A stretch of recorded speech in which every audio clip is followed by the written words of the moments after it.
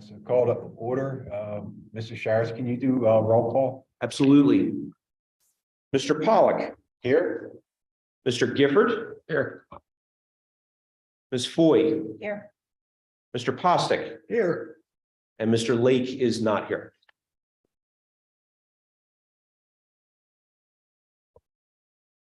And we'll have a moment of silence.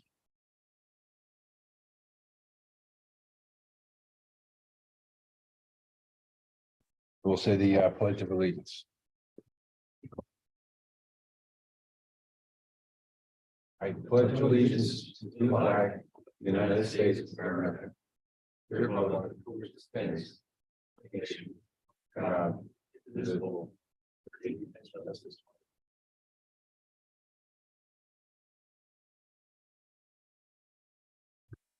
Item 4.1, consider approving the agenda. We have a motion to consider approving the agenda. Motion to approve. Second. Motion approved by Caitlin Foy and seconded by Bill Potts. Any public comment for agenda items only? Hearing none. Consider approving the 6.1, consider approving the minutes from October 6th meeting, Park and Recreation. Move to approve. Second. A motion approved by Bill Pottsick and seconded by Jonathan Gifford. Item 7.1, Public Works update. Mr. Sharretts, can you give us an update? Sure, I'll try to be quick. So again, Public Works has visited all the trails, all the parks, and all the other properties like the Paper Mill House and the Bartram Bridge, Meadow Preserve. Ideally 3 times a week. As we hit leaf season, it generally becomes 2 times a week. We're not able to get to it as regularly because the staff are really all doing the leaf collection first thing in the morning, but we still get there at least twice a week. And we always make sure we pay special attention to areas that we know that there's been an event, like the lodge still has events over the weekend. When there's multiple events over the weekend, staff does come in on Saturday morning or Sunday morning and does a cleanup before the next group would come in. Per your recommendation at the last meeting, we are getting ready to install just a temporary banner in front of the bocce ball court, just letting people know that there is a bocce ball court coming. It's basically finished. It's going to be open to the public in the spring. The grass is coming beautifully over there, so we're thrilled with that. Again, it's just a case now of putting the spikes in for the horseshoe pits and the sand. Getting the job box there, and it'll be pretty much ready to go. It looks beautiful. Have you guys been there at all? No. Check it out. It's beautiful. Have you been over, Bill? Yep. See the I have. really nice.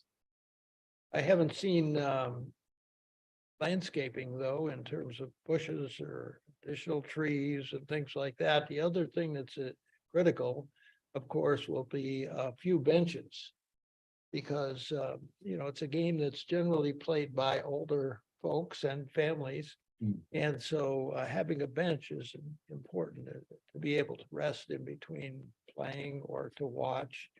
And it's actually a pretty good and fairly well attended spectator sport.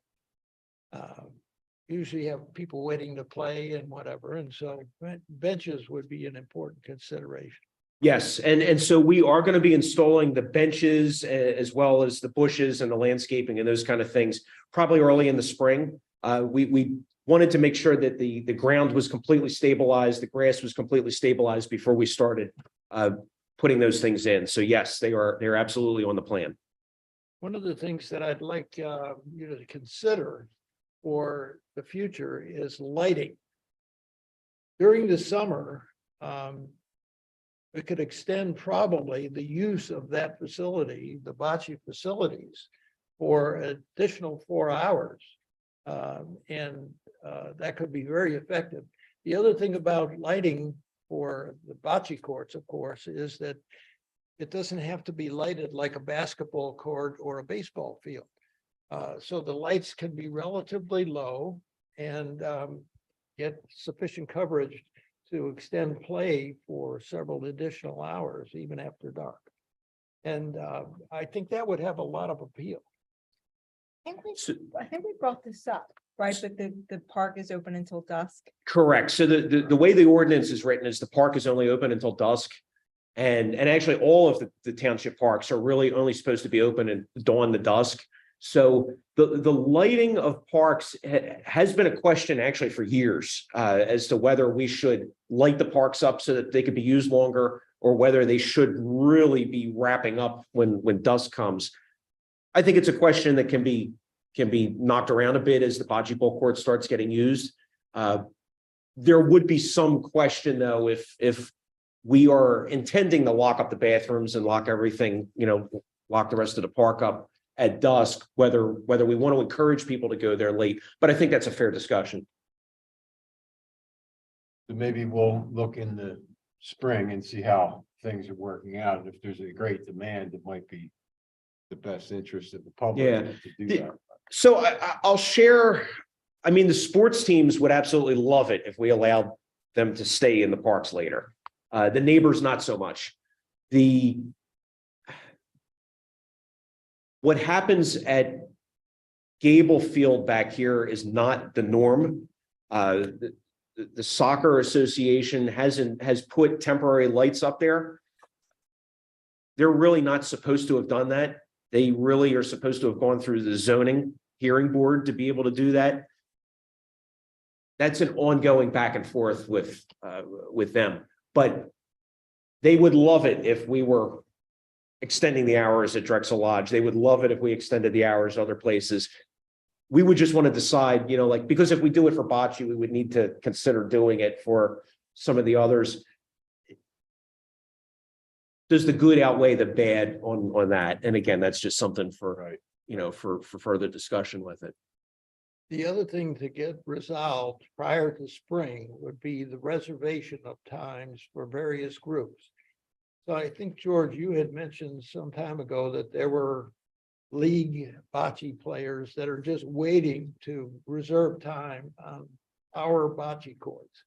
Yeah, so any of the sports facilities that the township has, which includes Gable Field here, it includes the upper and lower fields at Drexel Lodge, it includes the ball field and what is used as soccer or lacrosse or football at Brookside Park. Those are scheduled through Marple Newtown Recreation, Rich Enale, and they handle scheduling anybody that would get a field permit or regular use of it. The only thing that the township specifically schedules is the pavilion at Drexel Lodge at this point. Our vision is that we would have Marple Newtown Recreation continue to schedule the leagues that would be utilizing bocce ball. It's obviously available to the public at all times, unless it's booked out through Marple Newtown Recreation. The benefit of them doing that work is that they get the insurances from the groups that are there. They make sure that they get the rules. If they don't follow the rules, they're the ones that are responsible to enforce them. So it's a great service that they provide, both Marple Township for their fields and Newtown Township for ours, because it takes the pressure off of us. But again, it's one of those things that's going to be shared. It's going to be leagues that are in Marple and Newtown that use both townships' facilities, as well as anybody that wants to go and play. As similar, I think, to what we do at the pavilion, which is we have a bulletin board at the pavilion, and it says the pavilion is reserved for use this day at this time, this day at this time. If it's not on that list, anybody could go there. I mean, they could go there and have a birthday party if it's not, if there's nobody there.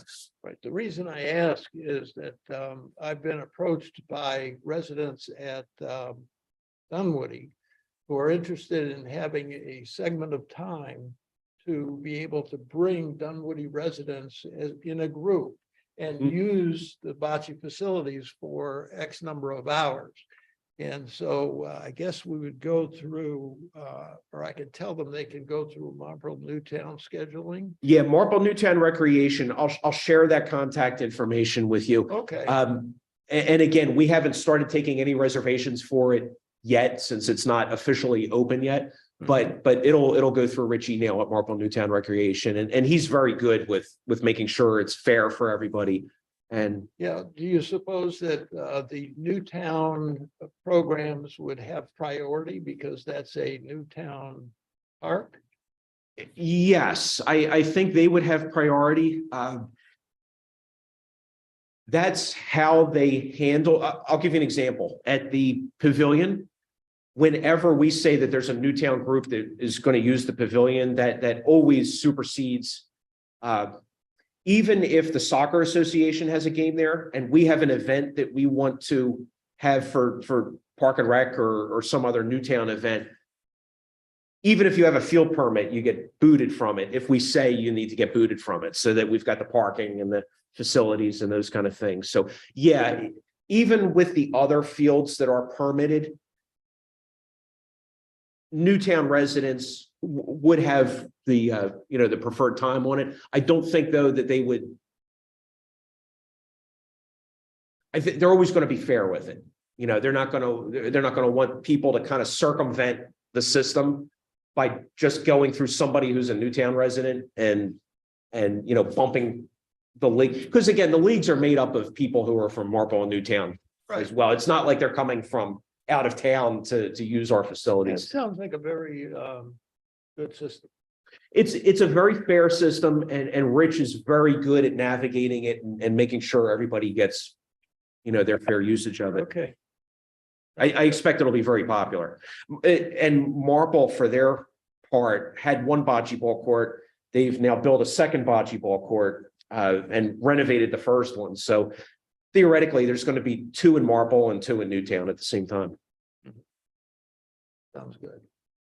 The other time is just whoever it's first come, first serve. Exactly. Okay, I think that's the way it is with a lot of the stuff in our township, and there's never a problem. Right. Just like the picnic benches, just like, the gazebo or anything like that. It's first come, first serve. Okay. The water bottle filling station at Drexel Lodge was installed today. So thank you for your patience with that. Once the mural we knew was definitely completed, we were able to take the display board down. We removed the old water cooler and installed the new one today. The display board will go back up above it. Wade, thank you for touching up the paint around it so that it'll be crisp when it went back in, and then when the display board goes back in. And they did, it's a nice filling station. It looks real nice up tight against the building. It's really, so Yeah. success for us. Success, Thank your you, vision. George. Thank Yes. you. I'll just share one other thing. Because it's a Public Works update. So you had at the last meeting kind of finalized some of the recommendations that you had for the Sawmill property and the Aspen property. And, if I can summarize them, pickleball was a good consideration. The walking exercise loop was a good consideration. Benches for sitting and just, calm and quiet was a key consideration, as well as you wanted to make sure that there was parking and there was ideally, as the space is developed appropriately, there would then be a crosswalk over to the across 252 to get to the trail over there. So, and Jonathan had shared a pickleball article that talked about the concerns some other places have had with the noise and the neighbors. So I had shared that with Rich Enale over at Marple Newtown Recreation. And I had asked him, could he visit the site with me and see if he had any other recommendations. His first one before he even saw it was pickleball. He said, that's what folks are really asking about pickleball. But he shared the concern that the article raised about the potential noise. When we were over there, he was thrilled with the space. He said the space is actually bigger than it looks like on a map. When you go and see it, it's a great space. He believed that there is plenty of room for 2 pickleball courts that would be nearer the 252 side of the property, which also would allow for, he said, plenty of room for the loop that would have the exercise stations, and even the area that you could sit and have benches, especially if we utilize some of the Aspen Road property for that kind of being further away. So he felt like all three key things that Park and Rec had brought up could be well accommodated there. And from the noise, we sat there and he listened to the noise on 252 as the cars went by. And he said, George, it's not going to be more than what that traffic is going to be. And if you're over closer to the 252 side to begin with, it's just going to be absorbed in the traffic going by. So he did not feel that the neighbors would be adversely affected by the number of people coming for there and the noise coming from it if it was located over there. So I share that with you as kind of an affirmation of your recommendations and also thinking about your concerns with the noise for the neighbors. Obviously, studies would be done before something would be installed, but it seemed like it was a very reasonable option to actually incorporate all three main things you talked about. That's my report. And Question, yeah. How does the consideration of lighting either of portions of the parks or entire parks get considered? Who is going to bring that up with whom? I think if we were looking to add lights to a park, that would go to the Board of Supervisors, because that would essentially probably need to be addressed in the ordinance for the township's general code. would we have to go to the zoning board first? Or? I suspect the zoning board would get involved with it because again, it's a change to those things. But that doesn't mean that if Park and Rec wanted to make a recommendation to the Board of Supervisors, which is, you know, your key responsibility is to recommend things to the board that they should consider. If Park and Rec wanted to make a recommendation about lighting in an individual park or a change to something that's in the code about the parks, it would start here and you would make the recommendation. You'd want to put it on an agenda. Right. For a future agenda as a discussion item. And then, you know, you could make that, have the discussion, make the recommendation. I assume we would need the Chief Lund to review it as well, because it'd be a requirement on him to control it during. Yeah, it would become something. I mean, the director of codes would be involved with the discussion, the chief of police would be involved with the discussion, the township manager would be involved with the discussion, and if it was recommended to the board to do that, you know, the solicitor would get involved and the code would be Think it changed. sounds like too much or little impact or what? Do you guys think we should put it on the agenda and discuss it next month, or? But it couldn't hurt to discuss it. But it sounds like it's more complicated. I imagine it might get, if this is something everyone was in favor of, it would get rolled out park by park and sort of maybe pilot it at one park, and it wouldn't be like lighting in every park. And Right. so, Is that fair, George? Well, the discussion is absolutely fair. I don't see any reason why we wouldn't have that as an agenda item for, you know, for discussion. Because again, as an agenda item, it'll enable the public who lives near the parks to have the opportunity to come if they wanted to. Now, if there was going to be lighting installed in a park, if that was the official recommendation and there was going to be a plan to do it, there would probably be a more formal meeting that the neighbors who live next to that park would be specifically invited and notified of it. Just as the discussion taking place, it can just be an agenda item the next time. I think that's a good idea, Caitlin, rolling it out. yeah, it would probably be one at a time, and maybe depending on, you know, how popular pickleball is, that might be something, but I think too, talking to the chief of police, they could let you know which parks maybe have a little bit more vandalism or crime, or I just feel like there's so much that goes in to this that. Well, Newby Park could use some lighting. So and again, I don't want to speak on behalf of the chief, and I do not want to dissuade or recommend one way or the other. That's, you know, that's for Park and Rec to have the discussion. The double-edged sword is, it's good. I'll speak from Drexel Lodge Park's example, because the pavilion is lighted up until midnight every night because people tend to go there. There's lights that are in front of the pavilion in the parking area as well as the pavilion itself. It can create then more activity there at night. And whether you want to draw that additional activity is a question. You know, is it wise to encourage that? There are actually over by the gravel parking lot up closer to Westchester Pike, in front of what would be the train museum entrance. There are two floodlights that can light up that entrance and that parking area. There's actually lights within the train museum that can be left on. What was found was when they were left on, it drew people to go hang out there. And that wasn't always positive. And it became something that, you know, can you keep an eye on it? So light may discourage some activity from taking place, and light may also encourage some activity taking place. And, you know, somewhere like Newbie or like up at the train museum, if there's nobody there to watch that activity, like I said, double-edged sword. That's my concern with the light. It might be inviting to demographics that are out at nighttime and hanging out and loitering and things of that It nature. would. The way that could be managed, though, would be some way of when there's a group that's gonna use it.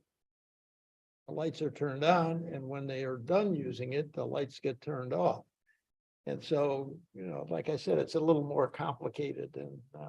Maybe the best thing for us to do when we discuss it is to consider bocce to Yeah, be we don't- first. Or, you know, take a look at everything, but that might be Look a at the better. demand and the use patterns, and then maybe if there's people complaining, look, I can never get on the bocce ball court, then I think we'd have to address it, and maybe we could extend hours, but Right.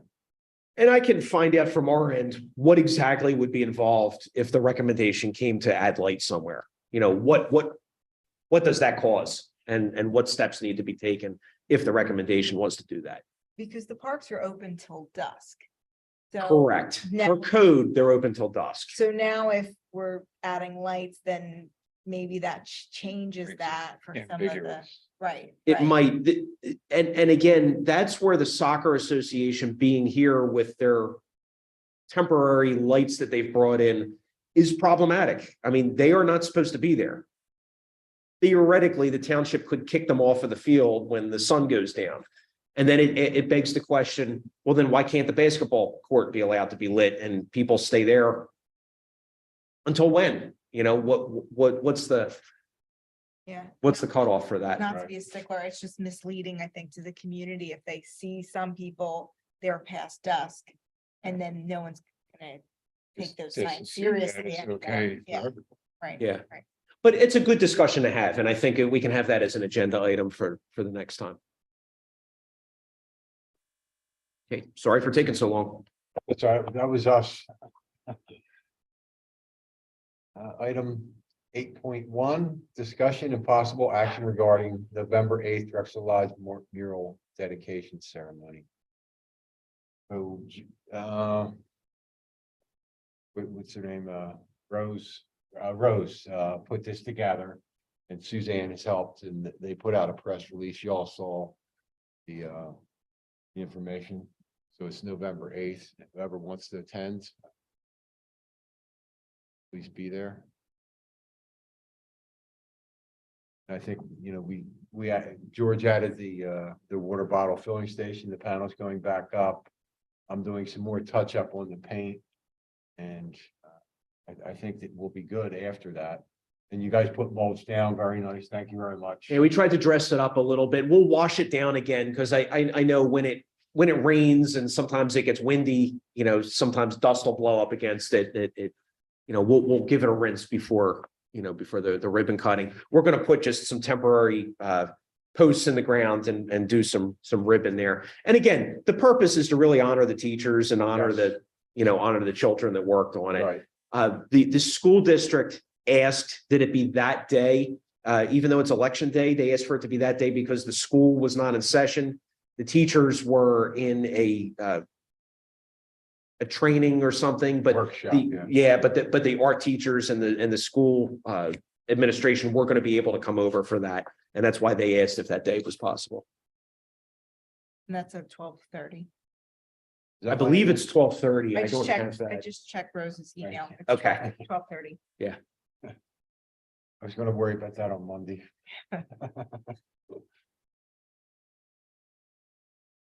But yeah, again, thank you, George, for everything you did for it. I mean, you guys, you washed it off in the beginning, you bought the paint, you let us store it in the back. You put up with this spilling paint and everything else. Thank you. It was an honor to help you and the teachers do it.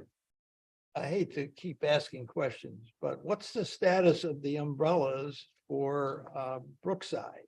Sure. So we are, and I was going to get back to Caitlin when I heard back from the guy. We're supposed to meet with him. Now it might be on the 14th, because I think that was a day that was available. So we're going to meet on the 14th. The funds are not going anywhere. We're getting the umbrellas. The question is what the final configuration of them is. And when they arrive, they'll be here for spring opening. Good, thank you.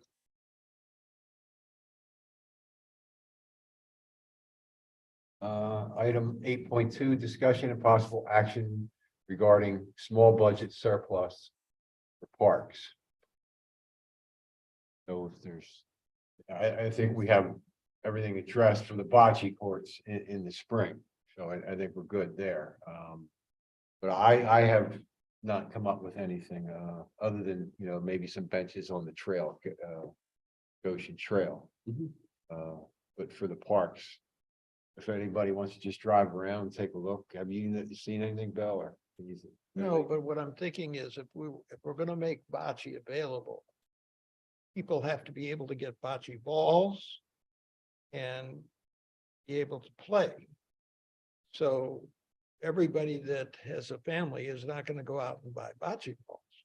So there needs to be maybe a mechanism where the balls can be checked out and used and then returned, but they can be locked up somewhere. What I've seen in some places is they're locked in boxes in the park and you go get a key, you check out a key, use the courts and the balls.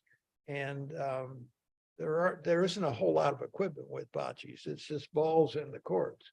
And then when you're done playing, the balls go back into this box that has a lock and you lock it up when you leave and take the key back to where you checked it out. So something to think about a little bit, but there would be a cost to have the box to store the balls. And with 2 bocce courts, you're going to need to have 2 sets of bocce balls at the minimum there.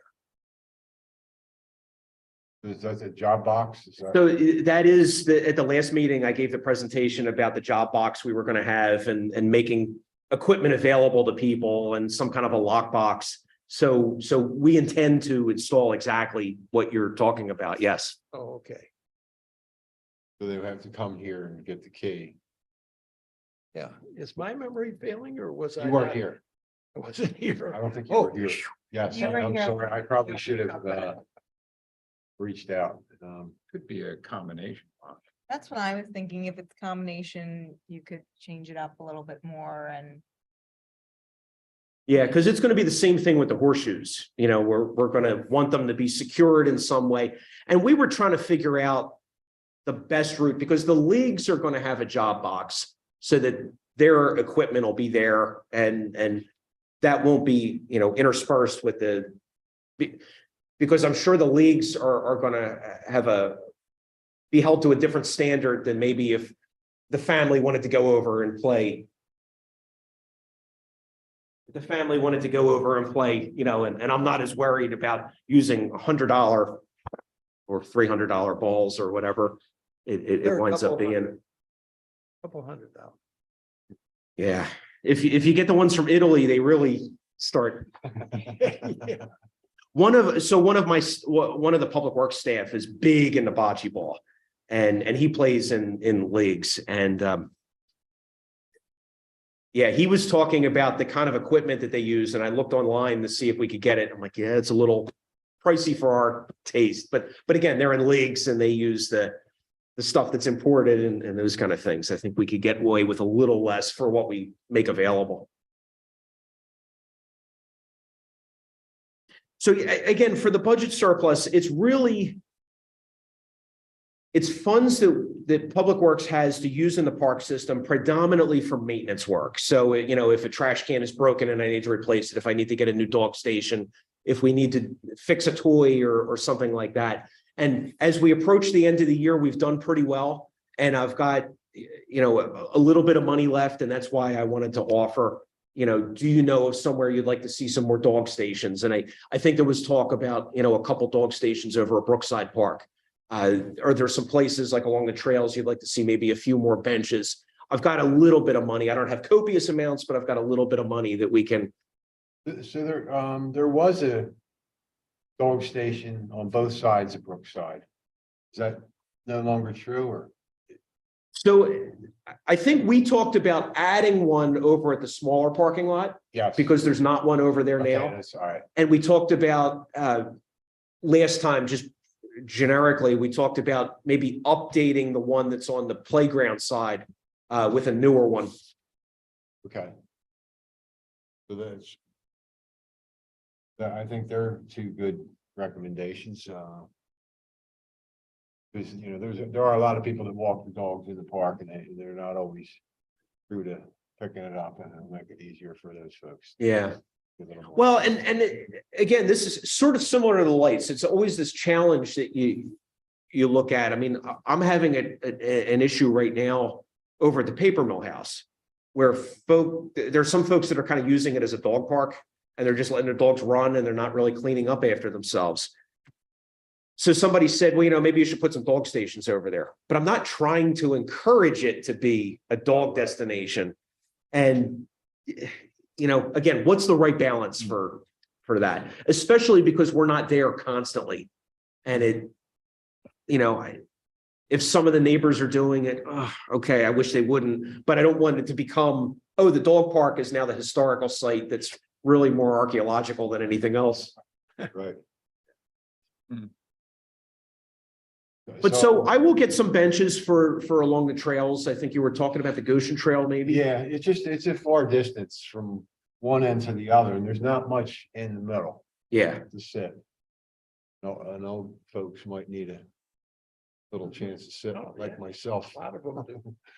Little Yeah. ones, yeah. And some dog Oh, stations. yes. That'll benefit everybody. That sounds good. Yeah, carrying kids, now I have a 2-year-old granddaughter, I know about carrying kids around again. Great, thank you. Item 8.3, discussion and possible action regarding new install bat box at Newbie Park. The EAC has some budget left, and they're requesting that we help them get a bat box at Newbie Park. So, and George had mentioned previously that there's our bat box is already there. They're in the trees, that they're just attached to trees. So I'm not sure that we would want to go the whole pole route.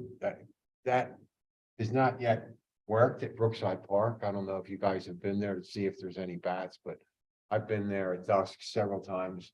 I've not witnessed any bats whatsoever. You know, I just want to be honest. It's, you know, it's a great thing to do, but it's so far it's not taking. So I don't know that the pole project is feasible. So we might want to just suggest adding boxes on trees, more trees. I'm not sure. Does anyone else have any ideas of what? Are the bat boxes that are there now, are they in use? You know, That I don't know. The ones that are there now are hidden a little more. You kind of have to go into the woods a little bit to see them, and I would have to go check them out and see whether they're in use or not. I don't generally go over to where they are to see how they're doing. There's actually 2 over at Greer Park as well. They're toward the back of the Right. park where it's you know, where it's wet back there. I would have to go back and see if they're in use. So I'll do that. I'll go to Newbie and Greer, and then I'll go back to Brookside again one more time, and just, I'll take a look at, like Jonathan had said, droppings underneath, Oh, that's how you determine it? well, it's a good idea, right? Yeah. Oh, Yeah. Not a bad expert. That's how I realized, Gravity. that's how I realized they were in Oh. our porch. I saw these droppings and what's going on here? Finally, I looked up and there was a bat. So that's it. If you let me know, Wade, when you want to go check the ones at Newbie and Greer, I know where they are, so Okay. I can point you where they are. but if there's already bat boxes there, though, what is the, Is there a need for more or? you know, what's the incentive for adding more? I don't know, I guess, we'll take a look and see, if there's prevalent droppings, then maybe we do want to add more. But if not, maybe we'll discuss it again next month and decide maybe we don't want to do that. I just thought the EAC had requested it, I guess we kind of owe it to them to. Yeah, and I'd like to know, Is there something that draws a bat, like food of some sort? I think it's The stream, mosquitoes and the stream, yeah, they like to be near water, and then the mosquitoes, that's what they eat. so we'll just keep that on the, agenda, I guess, and then. What about like, Bluebird box, maybe at Drexel Lodge? Down by the ponds, do we have? So there were. I know that the Meadow Preserve got loaded up with Bluebird boxes. There were other Bluebird boxes around at the different parks, but we don't maintain them. I'm not sure the folks who were doing that, I don't know Okay. what success they've seen with them.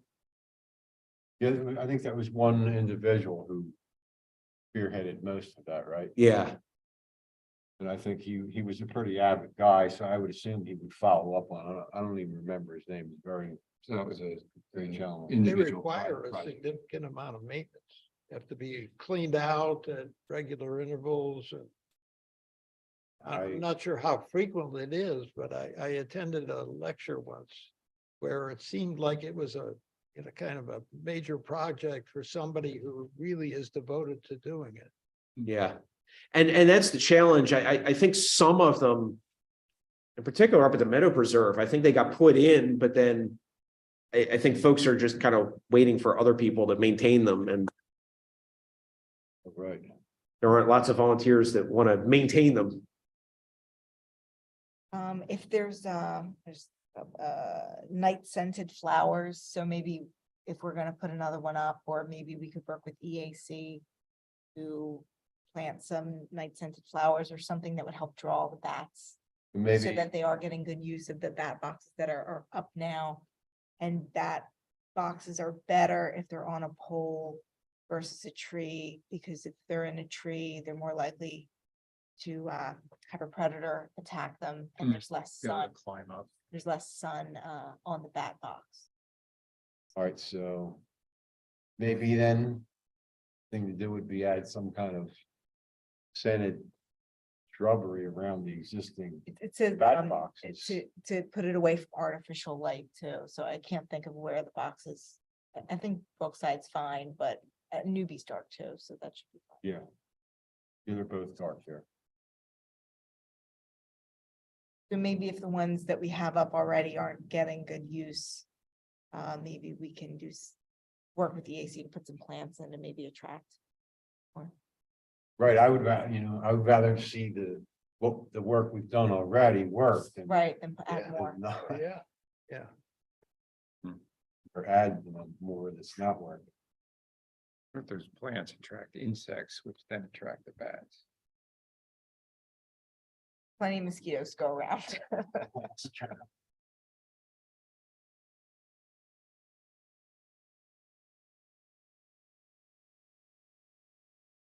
Discussion and possible action regarding the basketball court mural at Gable Park. 8.4. Have you had an opportunity to talk to the prep guy at all? So we're definitely going to move the money into next year, and I think we're gonna make it work that we can do it next year instead of doing just the repainting this year. I think we'll get one more year out of it or one more season out of it. I would suggest, though, now we start now with getting what exactly we present to the board as to what the mural itself is going to look like. Since I think they always approved the concept of it, and there were ideas out there, but I don't know that the teachers ever actually submitted, this is what the mural is going to be. Yeah, and I don't know that they did either. I mean, it was COVID in the middle of it, and you know, one thing happened after another. The teacher was injured, and Right, so. but they can make those submissions over the winter. So she's thinking about maybe doing something totally new. So I don't know. I'm gonna reach out to her again. Try and get that defined. So maybe we want to target like January, February to have something present to the Board of Supervisors. Right, because my intention is to schedule the basketball court company early in the spring, as soon as they're able to do it, to come in there, do the prep work, and be ready for the school to be able to do it. Like I don't want to leave it open-ended again No. and run the risk that it's just going to keep bouncing down the Right. down the path. Like if I schedule them, they're coming in. Hopefully that'll help and encourage the school to schedule as well. There were some pretty exciting examples that had been done elsewhere that you sent around to all of us. Yes. And so I could see that as being a fallback position. If somehow the teachers, the art teachers and whatever could not put a design project together with the kids, you fall back to one that's already been done. So Just mimic something that's. Yeah. And there were some actually fairly easy examples. I mean, there were more geometric patterns that could be followed pretty easily. Mhm. Rather than something creative with, a hand and. Yeah.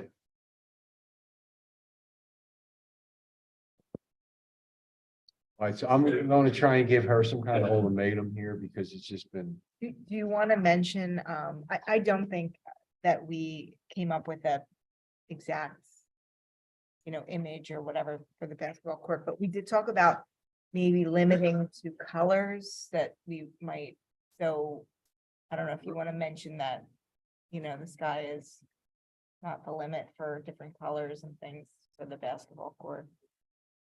So they kind of and we, have an idea. and we told that to the art teachers from Junction Lodge Park, and we ended up with Lots of like colors. 137 colors. So. Just because the paint that goes on the basketball court is probably a little bit. It's very expensive, specific. It is, you're right, Yeah. yes. So, And that is definitely not something I can go get at Lowe's or Home Depot. And And you're right, it was a small number, and she did agree to that, but again. It's been kind of hard to nail everything down, so I'll include that, you're right. Thank you.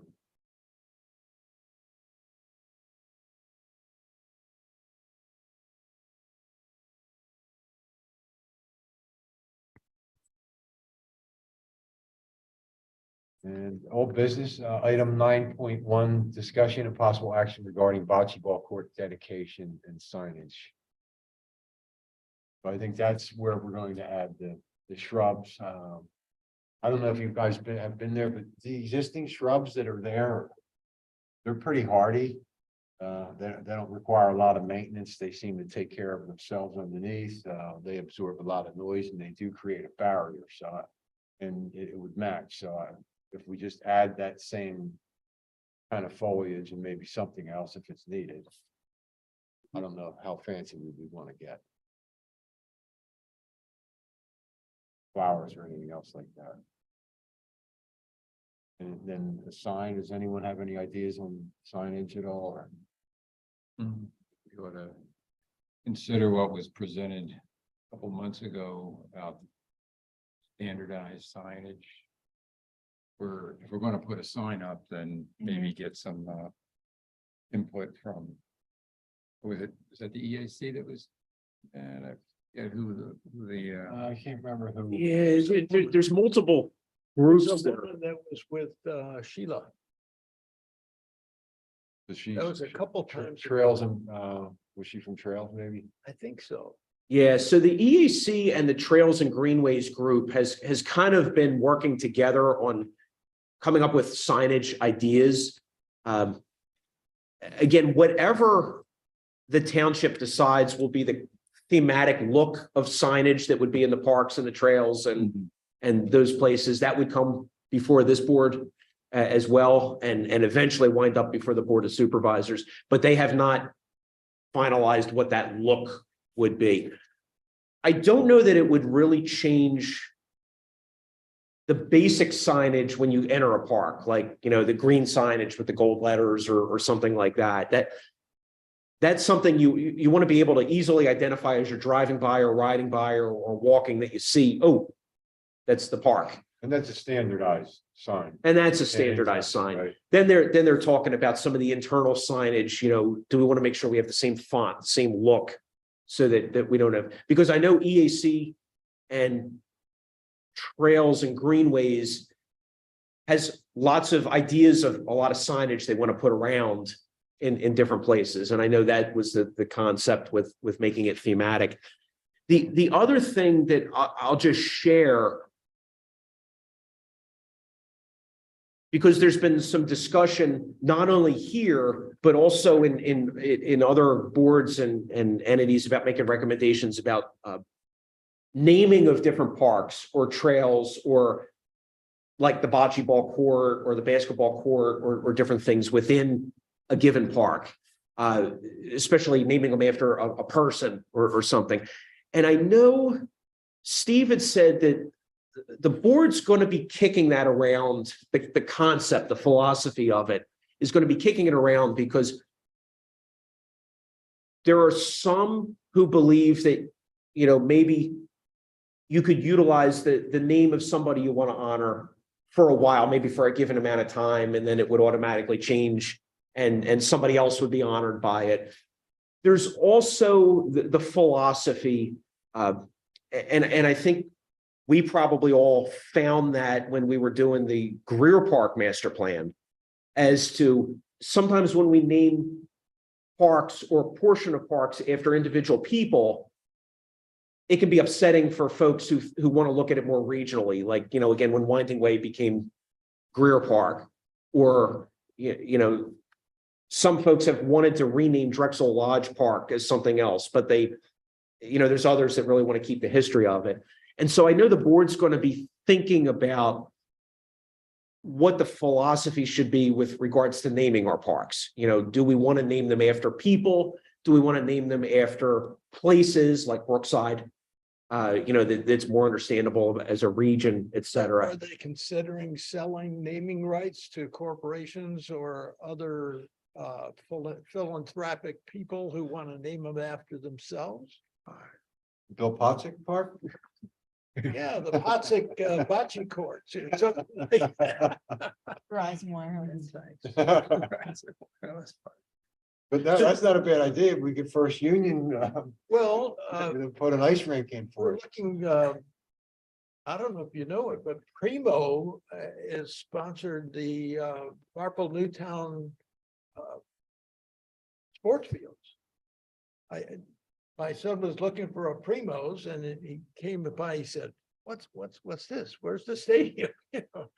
So Primo has somehow a relationship with the sports fields for Marple Newtown School. I think that's what it was. Huh. But you know, you got Citizens Bank Park and Lincoln Financial Field, and they have SAP Park. Wawa Yeah. Lodge Park, you know, whatever. I don't know. There might be some real opportunity there. But you know, it might not be a bad idea to reach out to some of the corporations and say, you know, can you use our facility for some of your events and, you know, help us out with maintenance? I wonder if that might not be bigger than this meeting, talking about philosophies. Yes, Things of yeah, that nature. yeah. If we're gonna start going corporate, I don't know if the community will embrace that. Oh, it would have to be done by the supervisor. Oh, yeah. Not yeah. us. Right. But no, right. it's not a bad idea. I think, yeah, it's something to look at. You're right.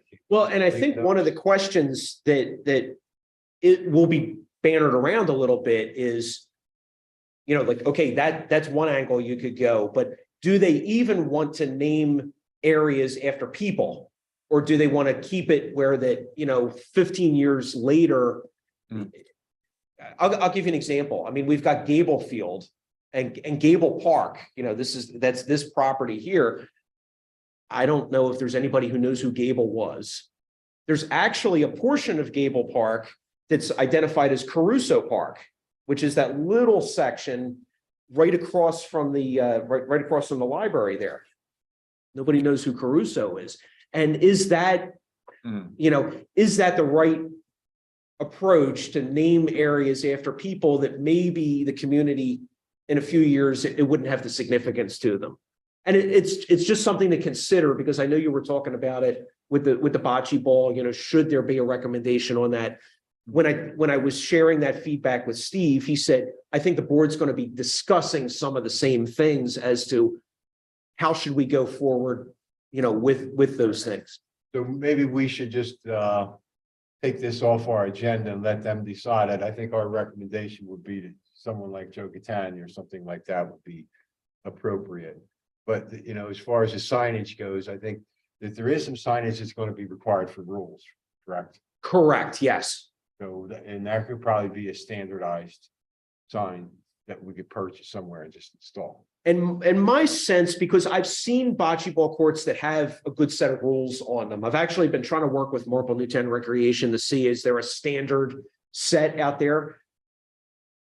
There's not. There's variations on rules with bocce, depending on how serious you are and how serious of a league. So we're going to find an appropriate, acceptable set of rules that we could put up. And here's the thing. If there's no standardized signage done yet, then we will get a sign that works for our bocce ball courts. And if they do come up with standardized signage, then we will change it out.